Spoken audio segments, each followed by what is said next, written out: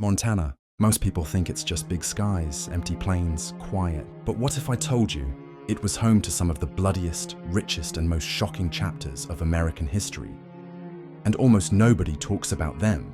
Before Montana had a name, long before Americans arrived, powerful native nations controlled this land.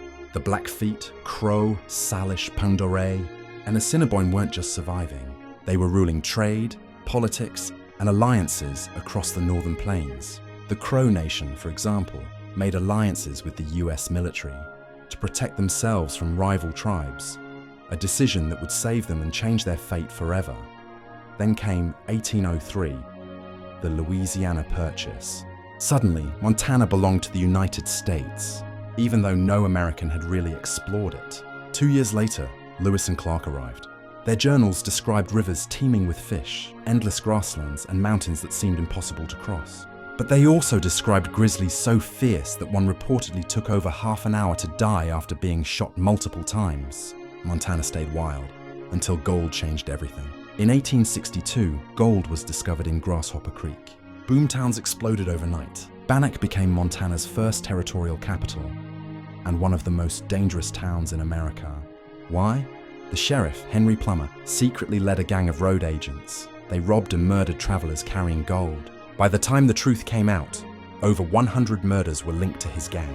Vigilantes hanged him, but historians still argue, was he guilty or was he framed? Then came copper. By the late 1800s, Butte, Montana became known as the richest hill on Earth. 1 square mile produced more wealth than almost anywhere else on the planet. Copper from Montana powered America's electrical revolution, even fueling war machines in World War I. But the wealth came at a price. Mine owners bribed politicians, crushed unions, and ignored safety. In 1917, the Speculator mine disaster killed 168 miners. Many burned alive underground. That same year, union organizer Frank Little was dragged from his boarding house and lynched. No one convicted. Montana wasn't just about mining. It was a battlefield for power, survival, and justice. While the mines raged, Montana was quietly shaping political history. In 1914, Montana gave women the right to vote, early for the US frontier. Women ran businesses, farms, and newspapers, and influenced politics.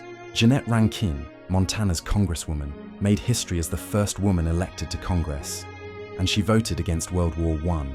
Twice, she faced death threats, lost support, and was called a traitor.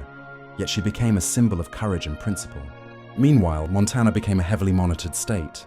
During WWI, people were arrested for speaking German, criticizing the war, or refusing to buy war bonds. Freedom was celebrated publicly and crushed quietly. After the wars, many towns died. Mines closed. Boomtowns vanished. Today, ghost towns dot the plains. Schools, saloons, homes frozen in time.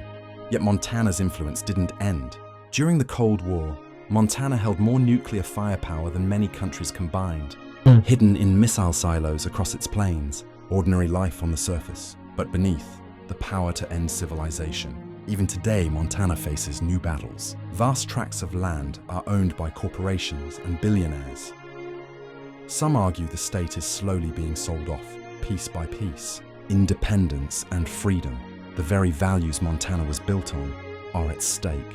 Montana's story is violent, brave, and contradictory, full of corruption, heroism, survival, and freedom. It was never just big sky country. It was a center of power, conflict, and history, shaping America in ways most people never realize. And the untold truth.